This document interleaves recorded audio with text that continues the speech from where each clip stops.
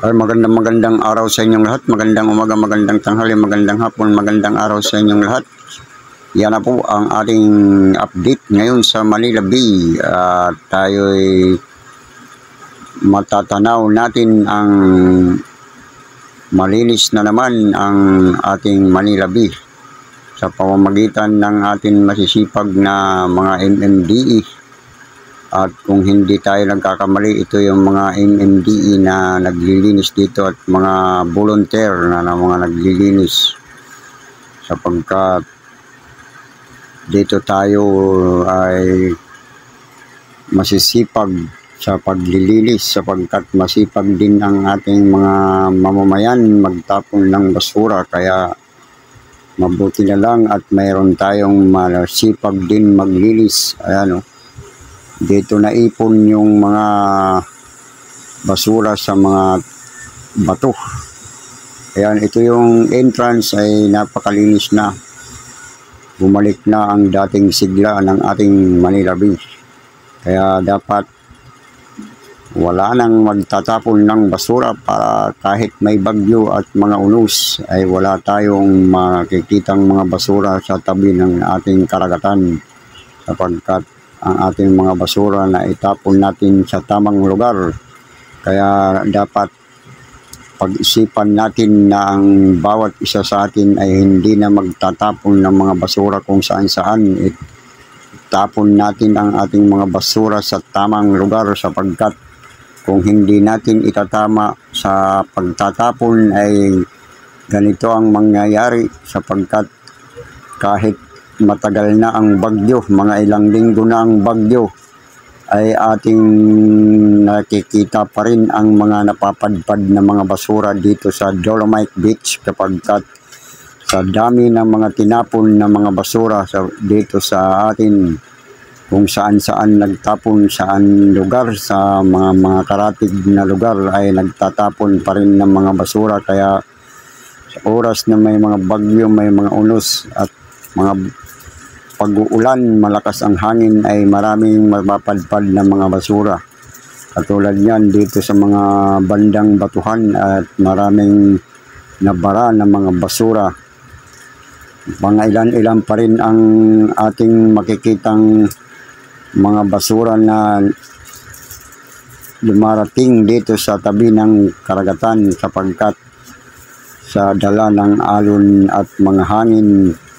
Subalit at ating matutunghayan na maraming masisipag maglinis at mga volunteer, at araw-araw ito nilang pinagtsatsagaan na pulutin ang mga basura na napapadpad pa rin dito sa Dolomite Beach. Ayan, dito sa area A, sa entrance, ay makikita na natin na bumalik na naman ang sigla ng Dolomite Beach. Pero itong bandang itong mga kabatuan na ito ay maraming basura.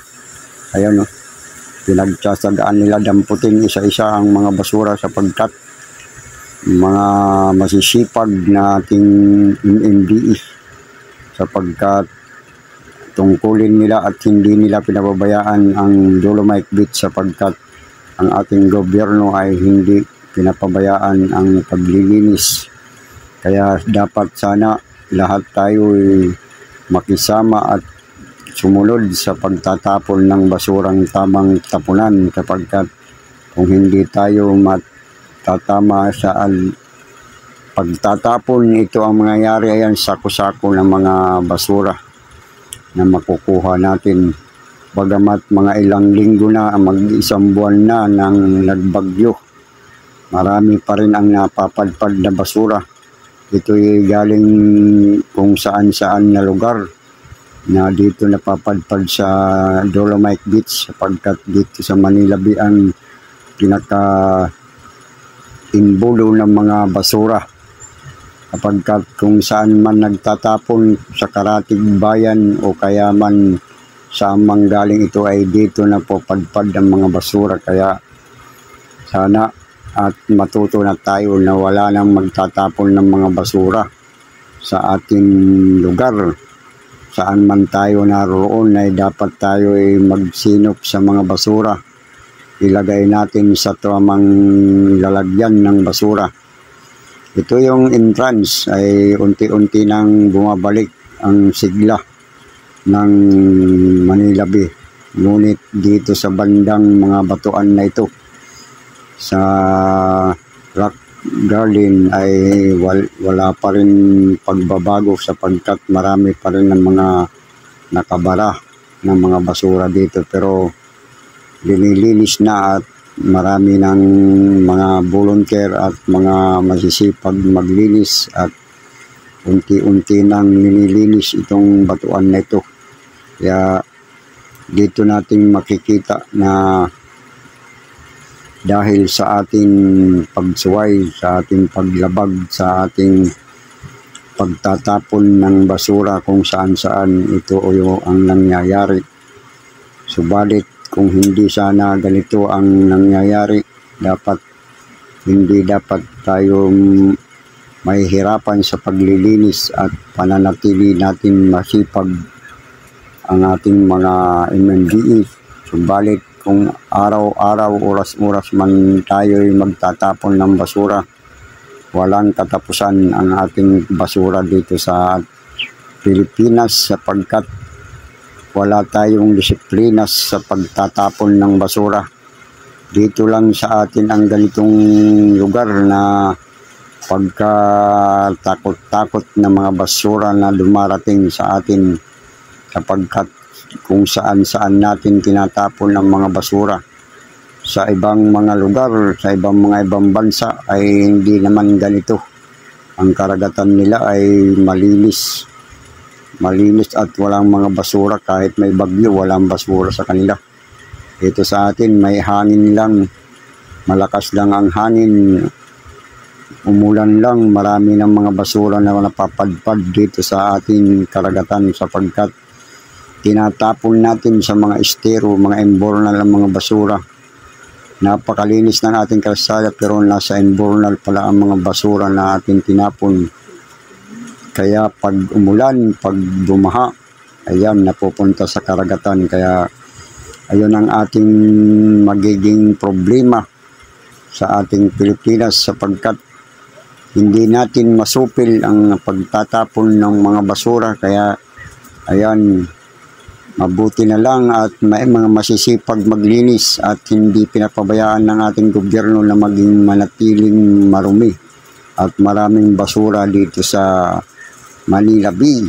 Kaya ayan ang ating mga masisipag na mga MMDA.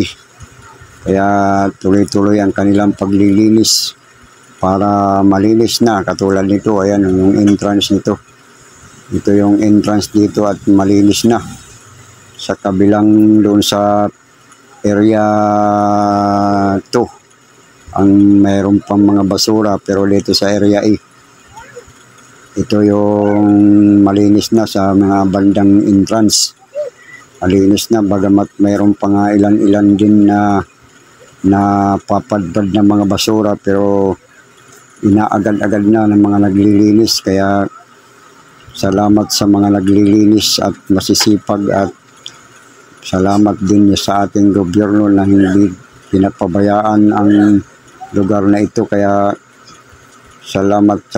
Ayan, unti-unti nang lumilinis ang karagatan, sapagkat nalinis na mga basura na nanggagaling sa ating pagtatapon. Kaya malinis man ang ating lugar, kung saan man tayo malinis, pero tinatago lang natin sa mga imbornal, mga ating estero. Kaya pag umulan at bumaha, ayan, napapadpad dito sa karagatan ng ating Manila Bay.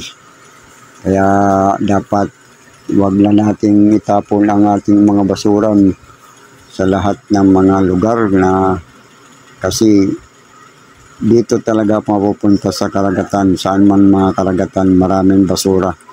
Kahit sa mga ibang beach, hindi lang sa Dolomite Beach ang ganitong may mga basura. Lahat may mga basura. Kaya ang dagat ang takbuhan ng mga basura. Kaya hindi natin mapipigilan ang pagtatapon kung saan-saan. Kaya di na natin malulutas ang ating problemang sa basura kapag tayo rin ang mga nagkakamali sa pagtatapon.